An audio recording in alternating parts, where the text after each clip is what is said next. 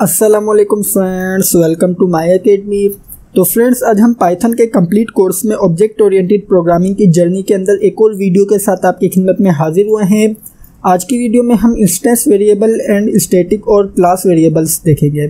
तो फ्रेंड्स, हमने अपनी प्रीवियस वीडियो में कंस्ट्रक्टर देखे थे। तो फ्रेंड्स, आइए आज की वीडियो स्टार्ट करते हैं। वीडियो स्टार्ट करने से पहले अगर आपने अभी तक चैनल को सब्सक्राइब नहीं किया हुआ तो सबसे पहले चैनल को सब्सक्राइब कर लीजिए और बेल के आइकन पर लाजमी क्लिक कीजिएगा। तो फ्रेंड्स, आइए आज की वीडियो स्टार्ट करते हैं। तो फ्रेंड्स, हम आ चुके हैं अपनी पाइथन आईडीएल में। तो आइए सबसे पहले देखेंगे हम इंस्टेंस वेरिएबल। इंस्टेंस वेरिएबल देखने के लिए सबसे पहले हम यहाँ पर एक क्लास क्रिएट करते हैं। हम अपनी क्लास को नेम दे देते हैं माई क्लास, और इसी के साथ साथ जो हमारा इंस्टेंस वेरिएबल होगा वो हमेशा क्लास के कंस्ट्रक्टर के अंदर होगा। तो इसी वजह से हम यहाँ पर कंस्ट्रक्टर ले लेते हैं। तो हमने यहाँ पर सिंपल टाइप कर दिया है डेफ अंडरस्कोर इनिट, और उसके बाद अब हम यहाँ पर इसके पैरामीटर में टाइप करेंगे सेल्फ टाइप करने के बाद अब हम यहाँ पर अपना एक इंस्टेंस वेरिएबल ले लेते हैं। तो हमने यहाँ पर टाइप कर दिया है सेल्फ डॉट नेम। तो जो सेल्फ डॉट नेम है ये हमारा एक इंस्टेंस वेरिएबल है। तो फ्रेंड्स, आइए अब हम इसके अंदर कुछ वैल्यू असाइन कर देते हैं। तो हम यहाँ पर वैल्यू में कह देते हैं अली। तो इसी तरीके से अब हम यहाँ पर एक इंस्टेंस मेथड लेंगे। जो इंस्टेंस मेथड होगा वो क्या करेगा, वो यहाँ पर इसकी वैल्यू को डिस्प्ले करवाएगा। तो हम अपने मेथड को नेम दे देते हैं डिस्प, और इसके पैरामीटर में भी पास करेंगे सेल्फ। तो फ्रेंड्स, आइए अब हम यहाँ पर इस मेथड के अंदर सिंपल इसे प्रिंट करवा लेते हैं। तो हम यहाँ पर प्रिंट में कह देते हैं सेल्फ डॉट नेम। तो फ्रेंड्स, आइए अब हम यहाँ पर इस क्लास का एक ऑब्जेक्ट क्रिएट कर लेते हैं। तो हमने यहाँ पर क्लास का ऑब्जेक्ट क्रिएट कर लिया है obj1, और इसके बाद हमने यहाँ पर अपनी क्लास का नेम टाइप कर लिया है। इसी तरीके से हम यहाँ पर अपनी क्लास का एक और ऑब्जेक्ट क्रिएट करते हैं। एक और ऑब्जेक्ट को हम यहाँ पर नेम देंगे obj2। तो हमने यहाँ पर सिंपल टाइप कर दिया है obj2, और इसी के साथ साथ हमने अपनी क्लास को भी नेम दे दिया है। तो फ्रेंड्स, एक और ज़रूरी बात, जो हमारा यहाँ पर इंस्टेंस वेरिएबल है, ये जो हमारा obj1 है, ये इस इंस्टेंस वेरिएबल की एक अलग कॉपी बनाएगा। तो इसी तरीके से जो हमारा यहाँ पर obj2 है, ये obj2 इस इंस्टेंस वेरिएबल की अलग से कॉपी बनाएगा। तो फ्रेंड्स, हम इस बात को भी अभी वेरीफाई कर लेंगे कि किस तरीके से दोनों ऑब्जेक्ट अलग अलग कॉपी बनाते हैं।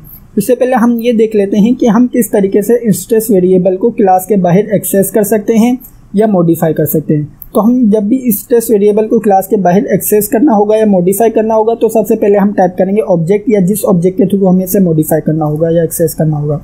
तो आइए सबसे पहले हम यहाँ पर इसे प्रिंट करवा के चेक कर लेते हैं। तो हम यहाँ पर प्रिंट करवाने के लिए सबसे पहले टाइप करेंगे obj1, जिस ऑब्जेक्ट के थ्रू हम इसे एक्सेस करना चाह रहे हैं वो, और उसके बाद हम सिंपल अपने इस वेरिएबल का नेम टाइप करेंगे। तो आइए अब इसे सेव करते हैं। सेव करने के बाद रन करते हैं। तो जैसे ही रन किया तो आप देख सकते हैं कि हमारे पास स्क्रीन के ऊपर शो रहा है अली। तो इस तरीके से हमने यहाँ पर अपने इस इंस्टेंस वेरिएबल को क्लास के बाहर एक्सेस कर लिया है। तो फ्रेंड्स, आइए अब हम यहाँ पर अपने इस इंस्टेंस वेरिएबल को मॉडिफाई करके भी चेक कर लेते हैं। तो हम यहाँ पर सिंपल कर देते हैं obj1 dot name equals to, इसके अंदर अब हम वैल्यू असाइन कर देते हैं अहमद।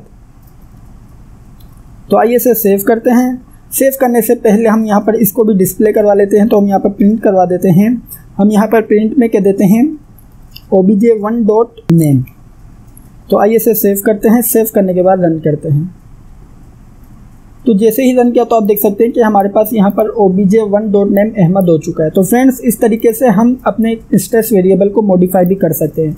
तो फ्रेंड्स, मैंने अभी बात की थी कि जो हमारे पास इंस्टेंस वेरिएबल होते हैं उनकी हर ऑब्जेक्ट के अंदर अलग अलग कॉपी बनती है। तो आइए इसे वेरीफाई करते हैं। तो फ्रेंड्स, आइए अब हम यहाँ पर अपने इस डिस्क के फंक्शन को दोनों ऑब्जेक्ट के साथ अलग अलग कॉल करेंगे। अगर हमारे पास इन दोनों ऑब्जेक्ट के अंदर वैल्यू सेम आई तो इसका मतलब है कि हमारे पास यहाँ पर ये एक ही कॉपी यूज़ हो रही है। आप कह सकते हैं कि हमारे पास यहाँ पर एक ही कॉपी ये दोनों ऑब्जेक्ट यूज़ कर रहे हैं। लेकिन अगर हमारे पास यहाँ पर वैल्यूज़ डिफरेंट आई, या आप कह सकते हैं कि obj1 के नेम के अंदर अगर हमारे पास अहमद डिस्प्ले हुआ और obj2 के नेम के अंदर हमारे पास अली डिस्प्ले हुआ, इसका मतलब ये होगा कि जो हमारे पास यहाँ पर ऑब्जेक्ट, दोनों ऑब्जेक्ट इंस्टेंस वेरिएबल की अलग अलग कॉपी क्रिएट कर रहे हैं। तो फ्रेंड्स, आइए अब हम यहाँ पर सबसे पहले obj1 की मदद से अपने इस डिस्प्ले मेथड को कॉल करते हैं। फिर हम obj2 की मदद से अपने डिस्प्ले मेथड को कॉल करेंगे। तो हम सबसे पहले कॉल कर लेते हैं obj1 की मदद से। तो हमने यहाँ पर सिंपल कहा है obj1 डॉट डिस्प।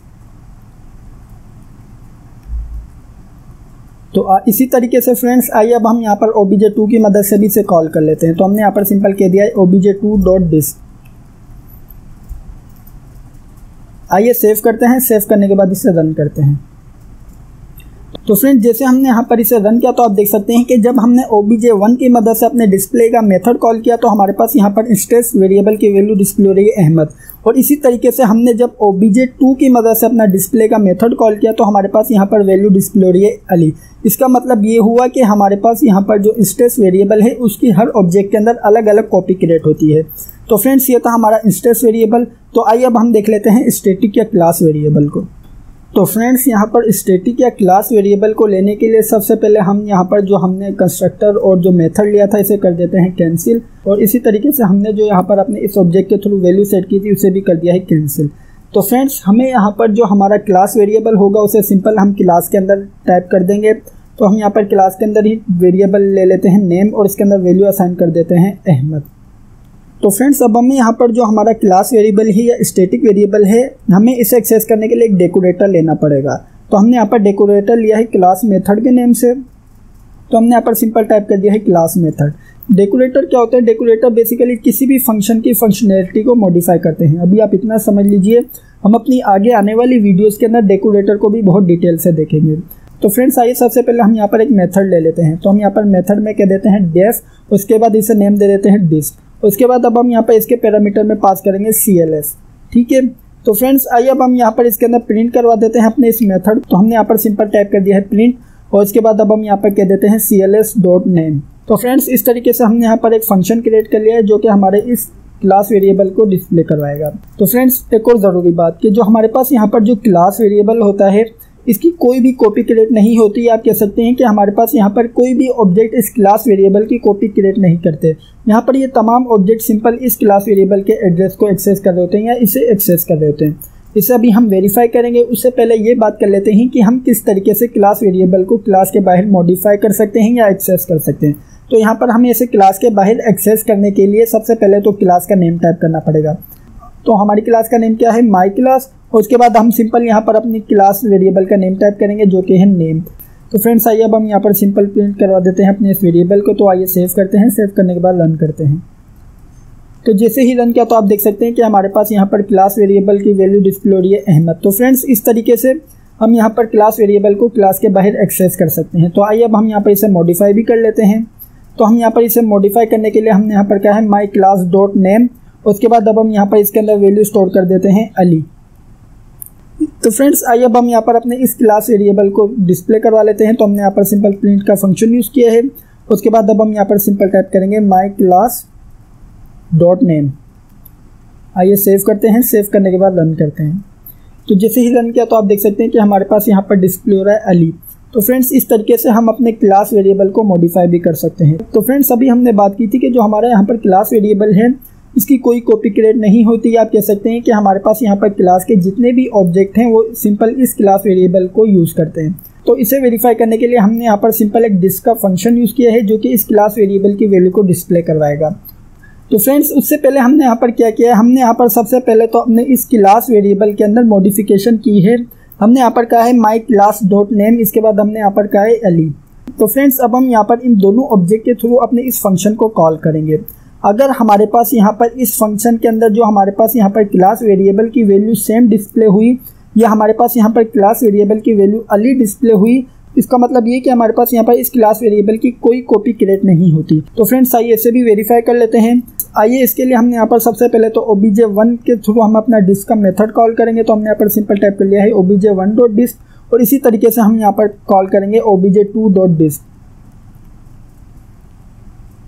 तो आइए सेव करते हैं। सेव करने के बाद रन करेंगे। तो जैसे ही रन किया तो आप देख सकते हैं कि हमारे पास यहाँ पर दोनों में डिस्प्ले हो रहा है अली अली। तो फ्रेंड्स इस तरीके से हमारे पास यहाँ पर क्लास वेरिएबल वर्क करते हैं।